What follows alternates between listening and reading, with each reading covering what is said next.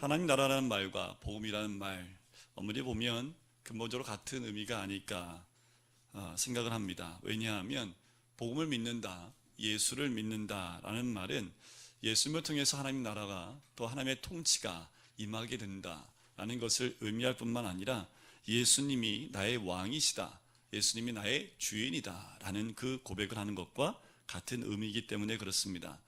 예수님께서는 그 복음의 특징, 바로 복음의 시대에 새로 복음으로 오르는 새로운 시대의 특징을 하나님 나라로 설명을 하세요. 이 하나님 나라를 설명하실 때에 여러 가지로 설명을 하시는데 우리에게 직접적으로 하나님 나라는 이것이다 라고 말씀을 하지 않습니다.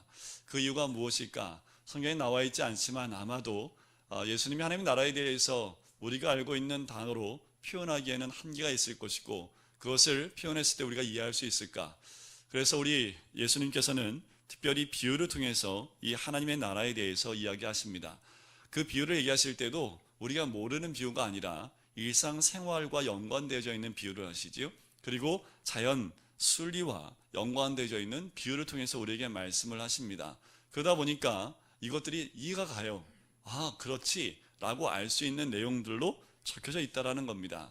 이 비유를 통해서 좀 효과적으로 하나님 나라를 이야기해 주십니다. 지난주에 살펴본 씨 뿌리는 비유, 그 비유를 보면 말씀, 복음이 구분되어져 있고 또한 나눠져서 선포되는 것이 아니라 모든 사람에게 똑같이 임하게 되는 거지요. 근데 그 말씀을 받는 그 마음들, 자세와 태도가 문제가 있다라는 겁니다.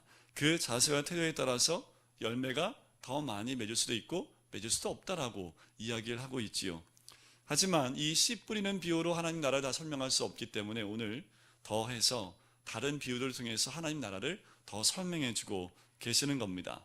오늘 본문을 보면 총 4개의 단락으로 나눌 수가 있습니다. 그 근거가 되는 말씀이 뭐냐면 또 이르시되 라는 것으로 단락을 나눌 수 있어요. 보시면 21절에 나오지요. 또 공교롭게 보니까 말씀 가운데 검은 글씨만 또 이르시되가 나오네요. 그죠? 또 이르시되. 어디에 나옵니까? 24절에 또 이르시되, 26절에 보니까 또 이르시되, 30절에 보니까 또 이르시되. 이렇게 해서 오늘 본문은 4개의 단락으로 나눠서 볼 수가 있습니다. 하나하나의 비유가 굉장히 깊기 때문에 그 하나하나를 좀 깊게 설명할 수도 있고 설교할 수도 있지만 오늘은 좀 짧게 그 의미만 파악을 해서 전체적으로 우리 주님이 하나님 나라에 대한 것을 이 비유를 통해서 무엇을 말씀하시는지 한번 보도록 하겠습니다. 자, 21절부터 23절까지 나오는 비유가 등불 비유입니다. 자, 등을 가지고 들어오는 이유가 있지요. 등에 불을 붙이는 이유가 있습니다. 등에 불을 붙여서 말 아래 두고 그릇으로 덮어 놓으려고 등불을 켜는 사람은 단 한 명도 없습니다. 등불을 왜 켤까요? 안 보이니까, 그죠? 잘 보이게 하기 위해서 등불을 켜지요. 우리가 현대시대에도 이 불을 밝힐 때 보면 땅에서 불이 나오도록 하는 경우는 그것은 디자인 때문에 그렇게 하지 무엇을 밝히기 위해서 땅에서부터 빛을 나오게 하진 않습니다. 불로 빛이 나올 때는 어디에 그 등을 답니까? 천장에 달지요. 왜 천장에 달아요? 거기 달아야지 구석구석을 다 비칠 수 있기 때문에 그렇다라는 겁니다. 자, 여기서 말하는 등불이 무엇일까라는 거지요. 이 등불은 아마도 예수님 그리고 하나님 나라, 그것을 말하고 있는 겁니다. 그러니까 등불이 불이 비치면 그 방 안을 환하게 밝히듯이 이 하나님 나라는 모든 사람이 볼 수 있게 임하게 된다라는 것을 의미합니다. 빛이 비치면, 빛이 임할 때 빛과 어둠이 나눠지게 되어져 있지요. 빛이 비치면 어두움이 드러나게 됩니다. 어둠이 드러난다는 얘기는 어둠이 사라지게 된다는 거지요. 근데 우리 안에 빛이 들어옵니다. 그러면 우리 안에 어두움은 드러나게 되어져 있습니다. 어떻게 알 수 있을까요? 내가 예수님 믿기 전에는 그것이 어둠인지 몰랐습니다. 근데 예수님 믿고 난 다음엔 왠지 이거 하면 좀 깨름직한 것들이 있지요. 어둠입니다. 하나님이 예수님이 내 안에 들어오니까 예수님 말씀하시는 거지요. 어둠을 빛을 비추니까 이게 어둠이구나라는 걸 깨닫게 되니까 하고 난 다음에 마음도 힘들고 몸이 힘들어지는 것을 경험하게 됩니다. 우리 안에도 빛이 들어오면 어두움이 드러나게 돼 있다라는 거지요. 그래서 우리가 말씀을 늘 가까이 하라고 말씀드린 이유가 거기 있습니다. 말씀을 가까이 하면 가까이 할수록 우리의 어둠이 더 많이 드러날까요? 안 드러날까요? 드러나기 원하세요? 드러나기 원치 않으세요? 말씀은 덮어놓고 믿으시면 안 되지요, 그죠? 말씀은 열어놓고 보시면서 믿으셔야 됩니다. 늘 말씀을 4장씩 읽으시면서 그 4장의 말씀 가운데서 내 삶 가운데 이 말씀이 이런 거였구나 알면서 또 내 안의 어두움을 제거할 수 있는 거지요. 그래서 우리는 늘 말씀의 빛을 우리 삶 가운데 비춰야 될 줄 믿습니다. 자, 그렇게 되면 어떻게 되냐 하면 22절을 보세요. 드러내려 하지 않고는 숨긴 것이 없고 나타내려 하지 않고는 값진 것이 없느니라. 이게 무슨 말입니까? 한국말인데 참 어려워요, 그죠? 쉽게 말씀을 드리면 숨겨진 것이 다 드러나고 감추인 것이 다 밝혀지게 된다, 다 나타나게 된다, 그 말씀을 의미합니다. 등불이 비치니까요 숨겨진 것이 다 드러날 수밖에 없죠. 빛이 비치니까요 감춰진 것이 다 나타날 수밖에 없다라는 겁니다. 그렇게 예수 그리스도가 이 땅에 오시면 어둠은 구분되어집니다. 그 어두움이 때로는 그 빛을 없애려고 달려들지만 그 빛을 없앨 수가 없는 거지요. 우리가 그 빛 가운데 거할 때 우리의 삶 가운데 온전히 하나님 나라가 임하게 될 줄 믿습니다. 하나님 나라가 확장되어야 되겠지요. 저는 더 나아가서 여러분들 머리 위에 등불이 밝혀져 있기를 주의 이름 간절히 축원드립니다. 그래서 여러분들 가는 곳마다 빛을 비추면 2가지 반응이 나타납니다. 쟤 만나기 싫어. 왜요? 쟤 만나면 내 어둠이 드러나거든. 그래서 만나길 거부하는 사람이 있을 수 있습니다. 때로는 어떨까요? 만나고 싶어하는 사람이 있지요. 그 빛 가운데 나오기를 원하는 사람들이 있다라는 겁니다. 여러분들 오늘 집에 돌아가시면 등불 하나 사서 다 머리에다 하나씩 얹고 다니십시오. 거기에 말씀에 성령의 기름을 부으시고 말씀을 빛을 밝히셔서요 우리뿐만 아니라 우리를 통해서 우리 가정이 밝혀지고 우리 가정을 통해서 내가 살고 있는 아파트나 또한 우리의 동이 밝아지는 그 은혜가 있어야겠지요. 그러려면 먼저 뭐가 타야 됩니까? 내가 타야 됩니다. 내가 말씀으로 타올라야지요. 그래서 나를 통해서 빛이 나와야 된다는 겁니다. 하나님 원하시는 것은 그 하나님 나라가요 모든 사람들에게 다 드러나기 원하십니다. 그런데 저번 주에 봤던 11절과 12절에 보면 하나님 나라가 모든 사람들이 다 알 수 없는 것처럼 이야기를 하고 있지만 실제로 하나님 원하시는 진정한 의도는 뭐냐면 모든 사람이 다 하나님 나라 가운데 들어오기 원하시는 겁니다. 모든 사람이 그 빛 가운데 나오기를 원하신다라는 겁니다. 그래서 마치 등불이 방을 환하게 비추는 것처럼 모든 사람들에게 하나님의 영향력, 하나님 나라의 영향력이 스며들기를 원하시는 것이 우리 주님의 뜻이기도 하지요. 옛날에 제가 중학교 때 수련회 답사를 직접 간 적이 있습니다. 그때는 중등부 수련회 갈 때 우리 임원단들이 다 답사를 다녔어요. 전사님이나 목사님이 안 다니시고 갔더니 그때 은하수를 봤는데 그때 보고 한 번도 본 적이 없습니다. 야, 그 하늘에 시골에 하늘을 보니까 그렇게 별이 많아요. 그리고 반딧불이 막 날아다니는 그 모습이 아직도 눈에 선합니다. 그런데 집에 들어가니까 전깃불을 켜는 데도 있는데요 아직도 전깃불을 아까워서 못 피시고요 집안에 호롱불 같은 걸 피고 계신 어르신들이 아직 있는 것을 보았는데 참 운치가 있더라고요. 우리는 너무 밝은 것을 원하는데 제가 이 말씀 드리는 건 뭐냐면 밝게 빛나야지요. 근데 이 등불이라는 건 뭐냐면 은은하게 그 어두움 가운데 스며들어가는 것이 아닌가라는 생각이 들어요. 등불이 딱 밝혀지는 순간에 어둠이 확 사라지는 것보다 어둠 가운데 빛이 조금씩 스며들어서 어두움이 점점 사라져가는 그 모습이 이 등불의 모습이 아닐까. 그래서 우리가 LED 등 우리 스스로가 LED 등보다 어쩌면 등불이 돼서요 가는 곳마다 자연스럽게 그 어두움이 그 빛 가운데 스며들어가서 그 어둠이 사라져가는 그 은혜가 있으시기를 주님 간절히 축원드립니다. 자, 24절과 25절 이 말씀이 참 중요한데요 비유를 말씀하는 씨 뿌리는 비유와 그리고 이 등불 비유 그 다음에 나오는 곡식이 자라는 비유와 그리고 겨자씨 비유 중간에 딱 들어가 있는 이 말씀이 24절과 25절입니다. 그런데 왜 이 말씀이 들어왔을까라는 거예요. 자, 이 말씀이 격언처럼 당시에 쓰였던 말씀인데요 마태복음과 누가복음에도 나와요. 그런데 오늘 이 본문은요 여기 이 하나님 나라 비유에 쓰이고 있는데 다른 복음서에는 하나님 나라 비유에 안 쓰이고 있습니다. 종말 비유나 아니면 다른 것, 예를 들면 이 24절 말씀은요, 마태복음 7장에 나와요. 7장 2절에 비판하지 말라 하면서 그 헤아림으로 너희가 헤아림을 받을 것이다 라고 나오거든요. 자, 그렇다면 오늘 이 하나님 나라 비유 가운데 24절과 25절의 의미가 무엇일까라는 거지요. 격언은요, 여러 가지 의미로 확대 해석되지 않습니다. 분명한 핵심적인 교훈이 있다라는 거지요. 자, 24절을 보실까요? 그 뒷부분을 보겠습니다.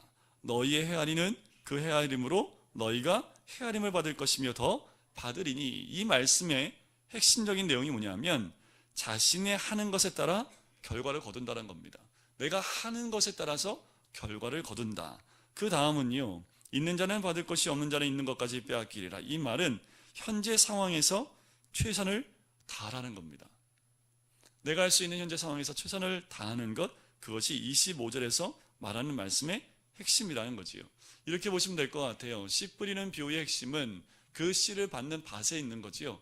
그 마음의 자세와 그 마음 자체를, 그 자세에 대해서 어떻게 열매를 맺는지가 나온다라는 겁니다. 오늘 여러 가지 하나님 나라의 비유가 나오지만 우리가 이 말씀을 받을 때 우리 마음의 자세가 어떠냐가 중요하다라는 겁니다.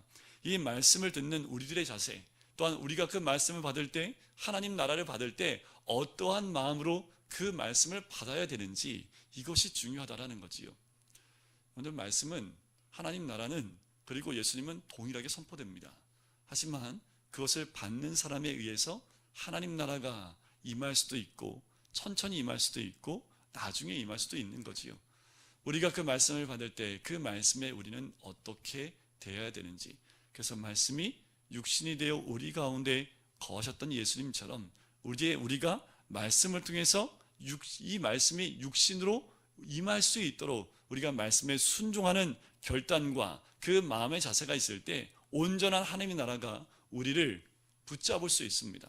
그리고 그 말씀이 우리를 사로잡아서 우리가 있는 그 땅이 하나님 나라가 될 수 있다는 거지요. 그래서 오늘 이 비유 가운데, 정 가운데 24절과 25절이 있는 겁니다. 이것은 잊지 말라는 겁니다. 중심에 두라는 거지요. 하나님 나라가 우리 가운데 있을 때 우리가 어떠한 마음과 어떠한 자세로 이게 하나님 나라를 받아야 되는지를 이야기하는 겁니다. 자, 그 다음에 이어지는 비유가 곡식이 자라는 비유예요. 스스로 자라는 씨의 비유인데요. 거기 보면 26절에 보면 이렇게 나옵니다. 하나님의 나라는 사람이 씨를 땅에 뿌림과 같으니 라는 거죠. 씨 뿌리는 비유하고 좀 비슷하지요? 그런데 27절을 같이 한번 읽어볼까요? 시작. 그가 밤낮 자고 깨고 하는 중에,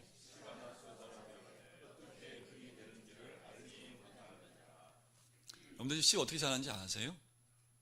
요새는 과학이 발달돼갖고 카메라로 다 이렇게 보고 있으니 알 수도 있겠잖아요. 그죠? 제가 윤소리가 초등학교 이제 6학년 올라가는데 초등학생들은 참 숙제를 잘 내요. 씨를 심어서 싹이 나는 과정을 관찰해서 그림 그리고 이렇게 관찰록을 쓰게끔 하는 숙제가 있었습니다. 우리 윤소리가 다른 건 못해도 숙제는 참 잘해요. 그래서 씨를 심었거든요. 요만한, 여러분들 그 커피집 가면은 커피 그 통이 참 좋더라고요. 씨를 한 3개를 심었는데 하나는 안 나고 2개가 나더라고요. 어느 날 윤소리가 아침에 일어나더니 들고 쫓아온 거예요. 아빠 이거 보라고. 근데 왜? 그랬더니 씨가 났다고, 싹이 났다고.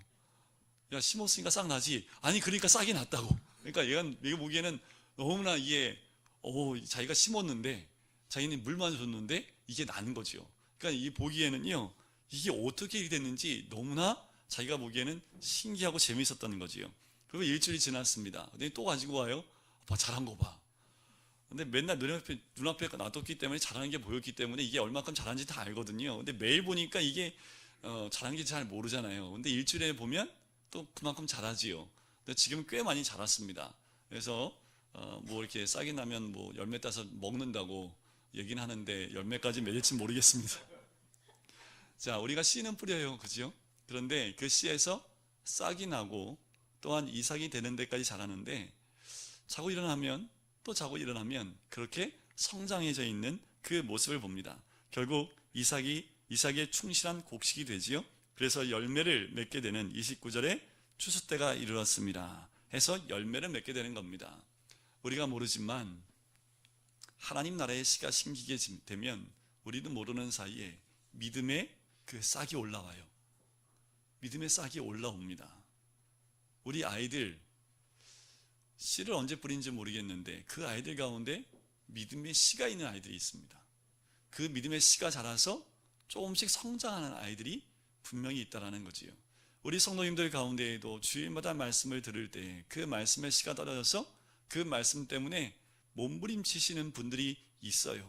그분들을 보면 한 주에 한 번씩 무엇인가 조금씩 달라지는 모습, 성장하는 모습을 볼 수 있는 거지요. 언제 결실이 이를까요? 그건 모릅니다. 하지만 분명한 건 뭐예요?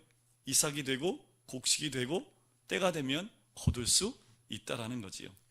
예수님을 통해서 임하게 된 하나님 나라가 감춰져 있고 불분명하지만 뿌려진 씨가 결실을 맺듯이 적당한 때가 되면 완성되어지고 열매를 맺게 된다는 그 의미입니다.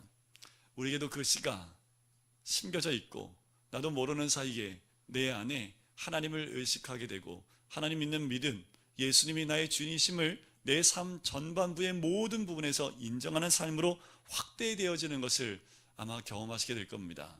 저는 그 무엇보다 정확하게 그것을 경험한 사람이기 때문에 믿지 않는 불교 집안에서 태어나서 복음이 내 마음에 심겨지고 또한 그 복음 때문에 우상이 절하는 것을 거부하면서 신앙을 키워나갔고 또한 비전을 주셔서 목사의 길을 갈 수 있었던 이 모든 과정을 보면 아직 열매를 맺는 데까지는 시간이 더 걸릴지 모르겠지만 그 믿음이 자라서 목사가 되는 과정까지 인도하시는 하나님의 은혜를 저는 경험해 보았기 때문에 씨가 심겨진다는 게 얼마나 중요한지 모르겠습니다. 먼저 어린아이들에게 그 씨를 심겨주는 것 참 중요합니다. 그래서 6학년 전까지는요 무조건 드립다 말씀 암송시켜야 됩니다. 6학년 때까지는요 뭐 뜻 몰라도요 암송하면 그대로 흡수해버리거든요. 이게 사춘기 가면요 이제 따지기 시작합니다. 내가 외워야 돼? 이걸 외워야 될 이유가 뭐야? 이 따지기 시작하면 그 다음부터 이제 외우기가 좀 어려운데 초등학교 때까지는 그냥 앉혀놓고 외워 하면 외워요. 안 외워? 외우면 뭐 사줄게. 그럼 무조건 외워요. 어릴 때일수록 이 말씀을 많이 심겨주는 게 좋습니다. 기다려보세요. 또 6월 달에 성경 암송대회가 있습니다. 이제 우리도 다 컸지만 동일하지요. 말씀의 씨가 떨어지는 건 동일합니다. 우리도 모르는 사이에 자라서 믿음이 성장하는 거지요. 그것은 하나님 나라 확장을 의미합니다. 결국 저희 집안이 어떻게 됐을까요? 불교에서 빠이빠이 하고요.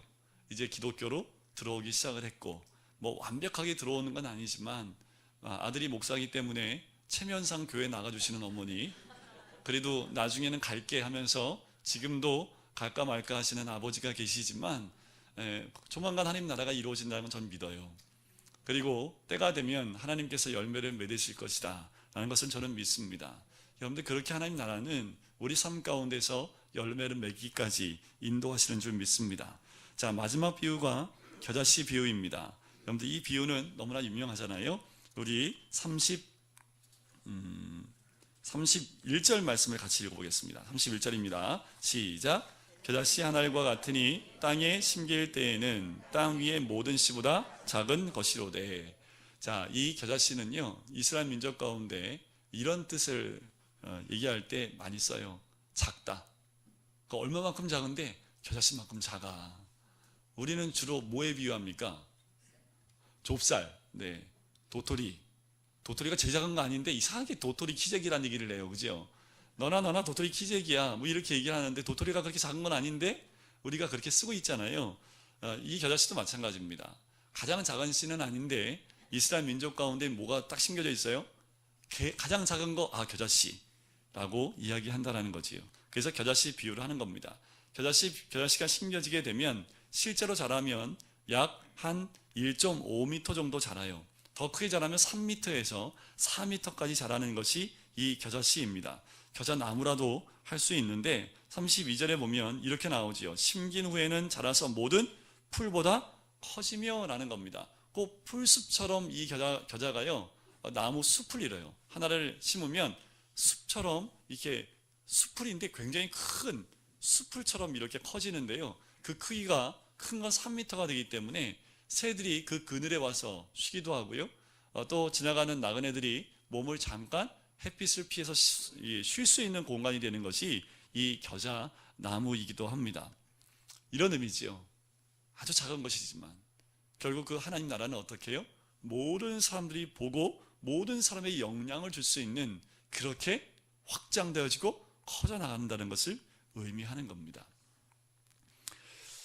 존이라는 한 선교도 목사님이 계십니다. 아주 젊은 목사님이셨는데요. 1637년에 미국으로 아메리칸 드림을 가지고 미국으로 건너가요.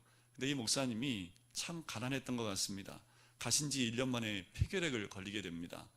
그때 당시에는 폐결에 걸리면 거의 사망하기 때문에 이 목사님이 폐결핵을 이 진단을 받고 난 다음에 하나님이 부르시는 것을 알고 자기 전 재산을 다 정리합니다. 근데 워낙 가난해서요, 아무것도 없고 이분이 가지고 있었던 300권의 장서만 가지고 있었대요. 이분이 기도하는 가운데 이 책을 그 타운에 새로 건립되어지는 대학교인 뉴타운 칼리지에 이 300권을 기증해야겠다라고 결정을 합니다. 그리고 기증서를 신앙 고백처럼 써서 그 300권과 함께 그 칼리지에 보내요. 그 내용이 이렇게 적혀져 있습니다. 나는 이 땅에 꿈을 가지고 찾아왔습니다. 좀 더 신학을 공부하고 싶었고 법률과 과학도 공부하고 싶었습니다. 훌륭한 과학자, 신학자가 되는 것이 나의 꿈이었습니다. 그러나 주님께서 나를 부르십니다. 내가 이 땅에서 이루지 못한 꿈을 후학들을 통해서 이루기를 기대합니다. 내가 이 대학에 제공하는 책들을 통해 훌륭한 신학자, 법학자, 과학자들이 길러져서 이 땅을 풍성하게 하고 인류에 이바지 않은 위대한 거인들이 나타나게 될 것을 기대합니다. 라고 기증서 써서 바칩니다. 이것을 받은 이 학교의 이사들이 큰 감명을 받습니다. 그래서 이들의 대학의 뉴타운 칼리지라는 그 이름을 바꾸기로 결정을 해요. 이 목사님의 풀네임이 뭐냐면 존 하버드였습니다. 그래서 그 대학을 하버드 칼리지로 이름을 바꾸게 돼요. 이제는 그 하버드 하면 누구나 가고 싶은 대학 중에 하나가 됐고, 하버드 출신이라면 누구나 다 인정해 줄 만한, 그리고 그 학교를 통해서 수없이 많은 인재들이 길러지게 됐다는 것을 우리가 알고 있지요. 그 시작점은 어쩌면 이 젊은 목사님의 300권이 되는 그 장서를 통해서 시작된 것이 아닐까. 그 작은 겨자씨와 같지만 큰 열매로 하나님이 응답하셨다는 것처럼 아마도 그 하나님 나라는 이렇게 시작하는 것이 아닐까. 여러분들, 우리가 심는 겨자씨 같은 거, 그게 작지 않습니다. 때가 되면 그것을 통해서 모든 사람들이 하나님 나라를 볼 수 있게끔, 그런 큰 영향력을 줄 수 있게끔 나타난다는 거지요.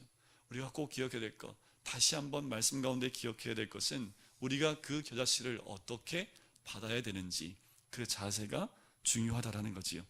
자, 이 비유들을 통해서 우리가 좀 몇 가지를 알아본다면, 하나님 나라는 모든 사람이 볼 수 있게 드러나게 된다라는 겁니다. 또한 하나님 나라는 그 자체의 생명력이 있기 때문에 자라나고 열매를 맺게 되어져 있다라는 겁니다. 씨 안에 다 DNA가 있습니다. 콩 나무인데 팥 안 나지요? 팥 심은데 콩 안 납니다. 콩 심은데 콩 나지요? 말씀 심으면 뭐가 나와야 돼요? 예수님이 나와야죠. 말씀이라고 여기서 알았어요. 말씀을 심으면 예수님이 열매로 나와야 됩니다. 그와 마찬가지라는 겁니다. 하나님 나라는 그 자체에 그 생명력, 말씀의 생명력이 있기 때문에 결코 죽지 않습니다. 그것은 이 땅에 하나님 복음이 선포되어진 것을 보면 알아요. 딱 성경책 5권을 뿌리고 가셨던 한 선교사님의 그 5권 때문에 이 땅에 복음이 시작되어지지요. 서서평 선교사님이라는 여자 선교사님의 헌신을 통해서 저 전라도 지방 가운데 복음이 심겨집니다. 정말 못 살고 정말 어려움 가운데 있는 그 사람들에게 복음이 전파되어지지요. 그리고 100년 후에 이 땅 가운데 어떤 열매가 맺어졌습니까? 어마어마한 열매를 맺게 된 거지요. 그분들은 와서 말씀의 씨앗을 심는 것 외에는 없지요. 그런데 그 말씀의 능력이 이 땅을 변화시켜 버렸다라는 겁니다. 또한 씨 뿌린다고 해서 이 씨가 금방 열매를 맺을 수는 없다라는 겁니다. 때로는요, 이런 경우도 있어요. 하나님이 급하시면요, 바로 심자마자 확 자라서 열매로 나타나게 하시는 경우도 가끔 있어요. 근데 일반적이지 않습니다. 자연의 이치에 맞게끔 말씀도 그렇게 역사하세요. 때로는 이 목사들의 마음 가운데 이 조급함이 있어요. 이때쯤이면 이런 마음이 들 때마다 이 목사들의 마음이 무너질 때가 있습니다. 하지만 주님이 보시는 그 관점은 그렇지 않지요. 때가 이르면입니다. 때가 되면 열매를 맺듯이 하나님의 말씀이 심겨져서 어느 때가 되면 그 사람의 조건에 맞게끔 열매를 맺을 때가 다 다르다라는 거지요. 또한 자라게 하시는 분은 우리 하나님이라는 것, 그것을 믿을 때에 시기하고 상관이 없습니다. 하나님이 하시기 때문에 결론적으로 어떻게 돼요? 열매를 맺게 되어져 있다라는 거지요. 또한 하나님 나라는 그 시작이 작게 보여도 나중에는 크게 확장되고 영향력을 미칠 수 있다라는 겁니다. 이것이 겨자씨 비유, 바로 하나님 나라 비유의 결론이기도 합니다. 마태복음 13장에 보면 누룩 비유도 나오는데 그 누룩 비유도 이와 비슷한 내용이기도 하지요. 천국의 시작, 하나님 나라 시작은 참 작게 시작했습니다. 우리 예수님이 복음을 선포하실 때 수만 명, 수천만 명 앞에서 그 복음으로 제자를 삼으신 것이 아니라 우리 주님 가실 때 몇 명만 남겨놓으셨습니까? 12명이었습니다. 그리고 초대교회에 성령이 임했을 때 몇 명이 다락방에 모였어요? 120명이 모였습니다. 소수로 시작한 복음의 역사가 이 전 세계를 뒤덮고 있다라는 거지요. 복음이 동시에 여러 나라에 선포된 것이 아니라 유대 한 나라를 통해서 시작했다라는 겁니다. 120명의 청교도를 통해서 미국 전역이 변화되어지고 기독교 국가가 될 수 있을 만큼 말씀에 힘이 있다라는 겁니다. 그러나 또다시 우리가 잊지 말아야 될 것은 말씀을 받는 우리의 마음의 자세가 참 중요하다는 겁니다. 말씀을 가까이 하시고 말씀을 심어졌을 때 우리의 마음의 자세, 우리의 태도로 인해서 그 하나님 나라의 열매가 어떻게 열매 맺고 어떻게 누리고 우리가 어떻게 비춰질지는 우리의 마음의 자세에 달려져 있다라는 거지요. 저는 소원함은 우리 모든 가정들이 이곳에 있는 모든 분들의 그 등을 통해서, 등불을 통해서 하나님 나라를 보았으면 좋겠습니다. 하나님 나라를 봐야지요. 그 빛을 봐야지 그들이 빛 가운데 나올 수 있습니다. 씨가 심겨져서 자라야지요. 그 자라는데 그것이 어떻게 그렇게 자라는지는 아무도 모릅니다. 때로는 그 자라는 모습을 보고 예수쟁이라는 핍박을 줄 수도 있습니다. 어둠이 빛을 삼켜버릴 수도 있습니다. 하지만 빛은 사라지지 않는다라는 거지요. 우리 그 모든 것을 알고 우리 안에 참다운 것을 보고 달려갔으면 좋겠습니다. 없어질 것, 안개와 같이 사라질 것에 우리의 마음을 두는 것이 아니라 하나님이 주권적으로 역사하시는 영원히 사라지지 않는 그 복음, 하나님 나라에 우리의 마음의 중심을 둔다면 때가 되면 우리를 통해서 우리 가정뿐만 아니라 이 지역을 변화시키는 하나님의 귀한 은혜를 누리게 될 줄 믿습니다. 그 가운데 누가 있어야 될까요? 내가 있어야지요. 그 가운데 어떤 교회가 있어야 돼요? 금강교회가 있어야지요. 하나님은 지금도 교회들을 통해서 그 하나님 나라가 확장되어지고 열매 맺기를, 또한 빛을 비치기를 원하시고 계시는 줄 믿습니다. 바로 그 자리에 우리 모두가 있으시기를 주님의 이름으로 간절히 축원드립니다. 우리 같이 기도할까요?